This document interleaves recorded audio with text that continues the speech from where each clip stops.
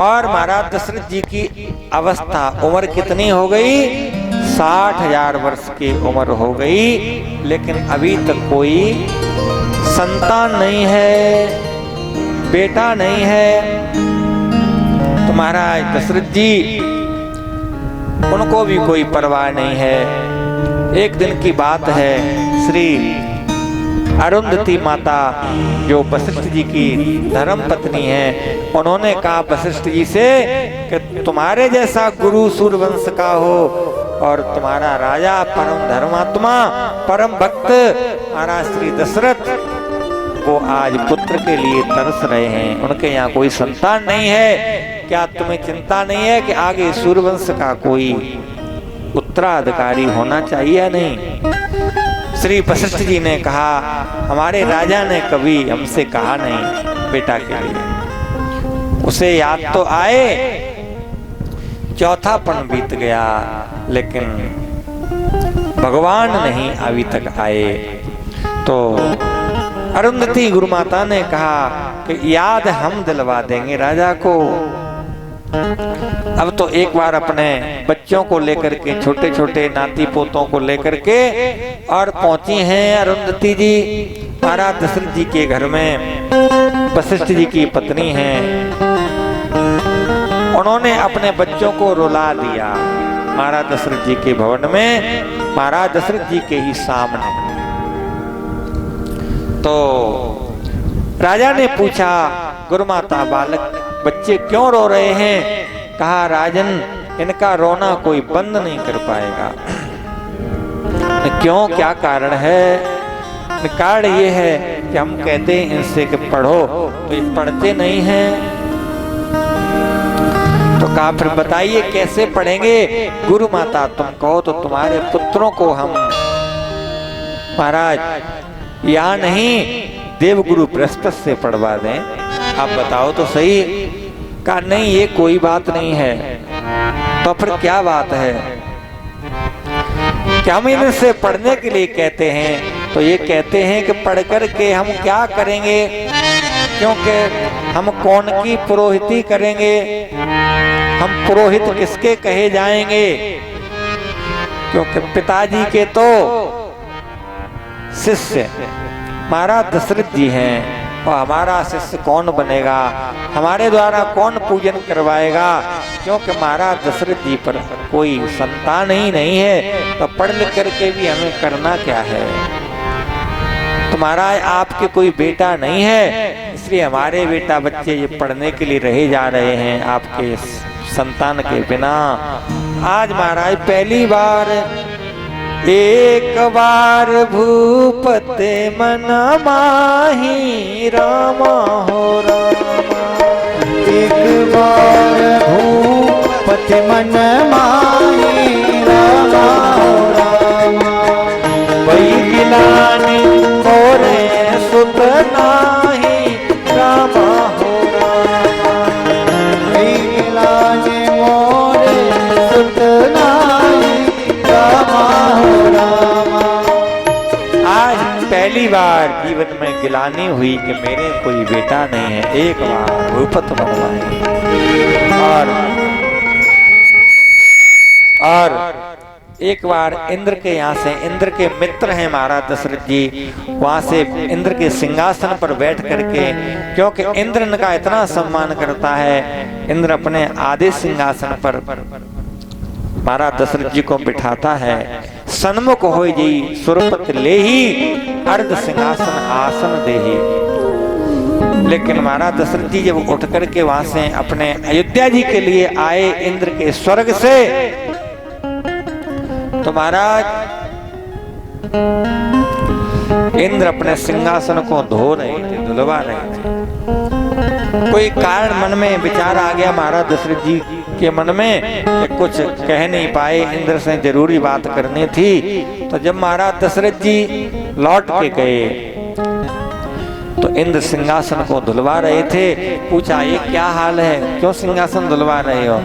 इंद्र ने कहा महाराज माफ करें, आपके कोई संतान नहीं है, इसलिए इतने समय के बाद भी गृहस्थी में कोई संतान न हो तो वो जहाँ बैठ जाता है वो जगह अशुद्ध हो जाती है। तो आज भी महाराज एक बार भूपति मन माहे,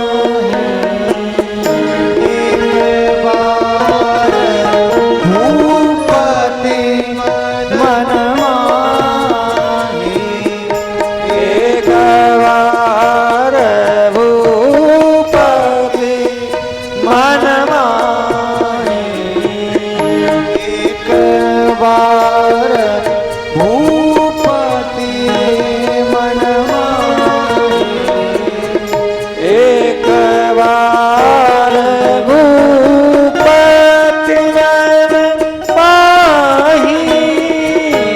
एक बार भूपति मन माहे, एक बार भूपति मन माही, एक बार भूपति मन माहे, भई गिलाने मोरे सुख नाई, भई गिलाने मोरे सुत नाहि, बैलाने मोरे सुत नाहि, मोरे सुत नाहि। महाराज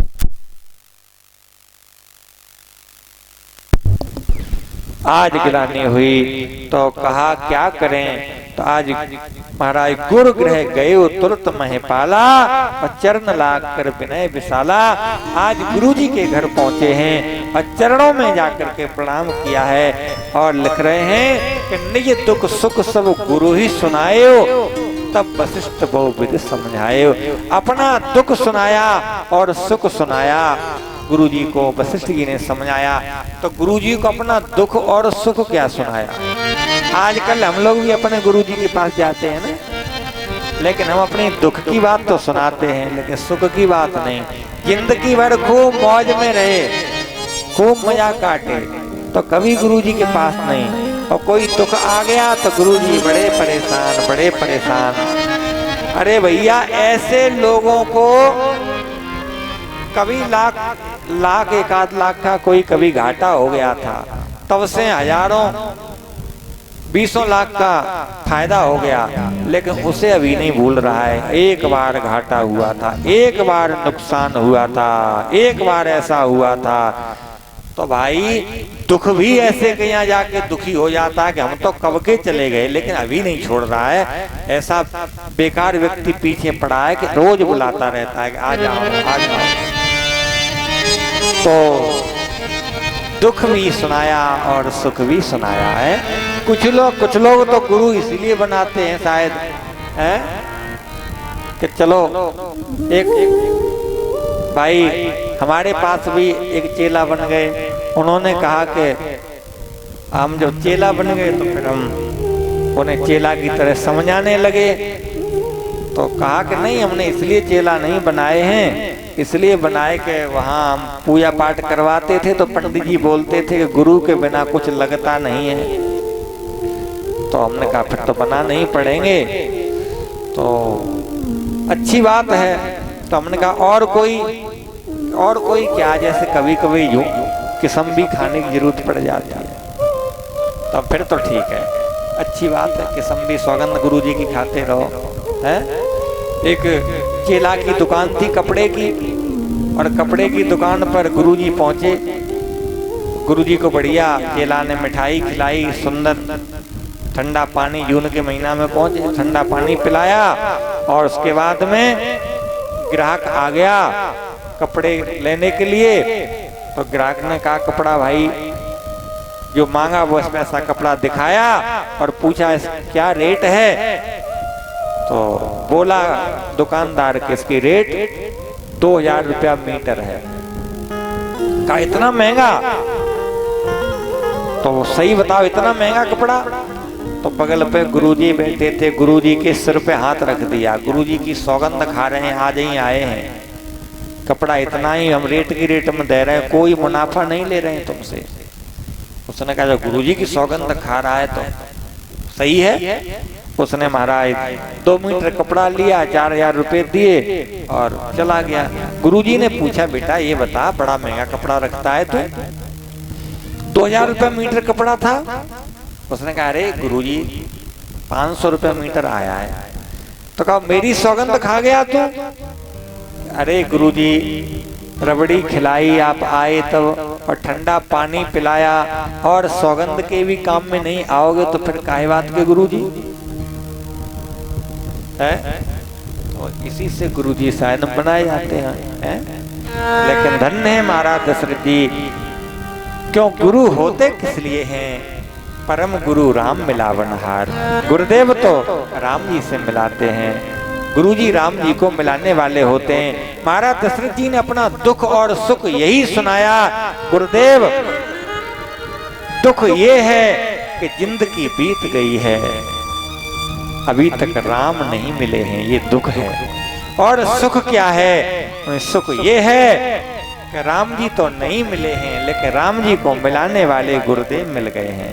अब आप कृपा करके मिला दीजिए। यही तो जिंदगी का राज है।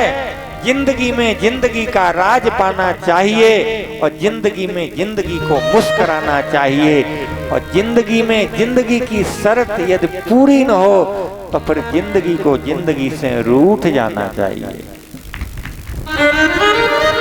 ऐसी जिंदगी फिर किस काम? आज गुरुजी मिले हैं, गुरुजी ने समझा दिया, चिंता मत करो। गुरुजी ने कहा, धरो धीरे हुई है सोत चारी,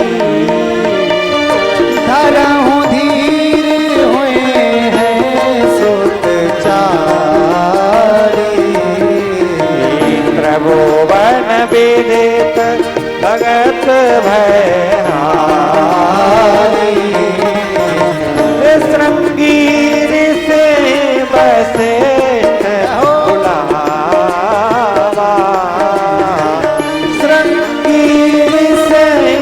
वशिष्ठ भोलावा, पुत्र काम सुख यज्ञ करावा, पुत्र काम शुभ यज्ञ करावा। आज महाराज गुरुजी ने कह दिया, राजन धैर्य को धारण करो। देखिए तुम्हारा चौथापन आ गया, और वही मनु महाराज हैं ये जो कहा था, राजन हुए हो अवध भुआल तब में हो तुम्हारा सुत, लेकिन तुम तो अयोध्या के राजा बन गए, लेकिन वो क्यों नहीं आए अभी तक? आपका चौथापन आ गया, आप चिंता मत करो, आपका चौथापन आ गया। जबकि उन्होंने ये कहा था कि तुम राजा बनोगे तब मैं तुम्हारा बेटा बन के आऊंगा, और वो अभी तक नहीं आए, तुम्हारा चौथापन आ गया। अब उन्हें 1 में नहीं, 2 रूप में नहीं, 3 में नहीं, उन्हें भी 4 रूप में आपके यहाँ आने पड़ेगा, ये मैं कह रहा हूँ। राम जी से पूछा किसी ने कि आप क्यों नहीं आए अभी तक? आपने ही तो कहा था कि मैं आपके यहाँ बेटा बन के आऊंगा, और राजा दशरथ की 60,000 वर्ष की अवस्था हो गई, और आप उनके यहाँ बालक बन के क्यों नहीं आए? आप उनके दर पर क्यों नहीं गए? भगवान ने कहा कि हम उन्हीं के दर पर जाते हैं जो गुरुदेव के घर पर जाते हैं। जो गुरुदेव के घर पर जाएगा, मस्तक झुकाएगा, और मैं उसके दर पर जाऊंगा, उसके घर पर जाऊंगा। तो भगवान इसलिए नहीं आए क्योंकि वशिष्ठ जी के यहाँ नहीं गए। अब तो श्रृंगी इसको बुलवाया, पूछा महाराज दशरथ जी ने मुझे क्या करना है? कहा कि अब तुम्हें कुछ नहीं करना, बस तुम्हें यही करना था जो अभी तक नहीं किया, अब कर चुके हो, चिंता मत करो, हम करेंगे सब। अब तो श्रृंगी इसको बुला करके महाराज पुत्र इष्टि यज्ञ करवाई है, और भक्ति के सहित महाराज आहुति दी है।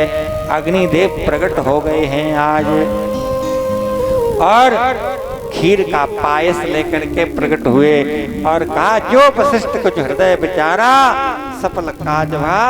आपका जो वशिष्ठ जी ने हृदय में विचारा है तो सकल काज भा, सिद्ध तुम्हारा राजन, तुम्हारा कार्य सिद्ध हो गया। अब ये हव्य ले जाओ और बांट दो। यथा जोग विधि भाग बनाई, तीनों रानियों को बांट दो। अब तो महाराज देखिए, भगवान के जन्म लेने का कारण कौन बना? खीर। ध्यान दें, और खीर आप खाते तो है लेकिन विचार नहीं करते होंगे। खीर कैसी है? भगवान का जन्म किससे हुआ? खीर से। और जब जब जन्म होता है तो खीर से ही होता है। ध्यान दें। हाँ, खीर में क्या है? ध्यान दें, खीर में चावल होते हैं मुख्य में, और दूध और चीनी, तीन वस्तु होती हैं। ठीक, और ध्यान दें, तीनों ही का रंग श्वेत होता है।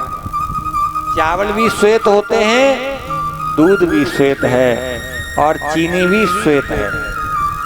चावल क्या है? चावल कर्म का प्रतीक है। चावल, यज्ञ हवन करते तो चावल पहले चाहिए। चावल कर्म का प्रतीक है। और दूध क्या है? दूध भी श्वेत है। दूध मानो ज्ञान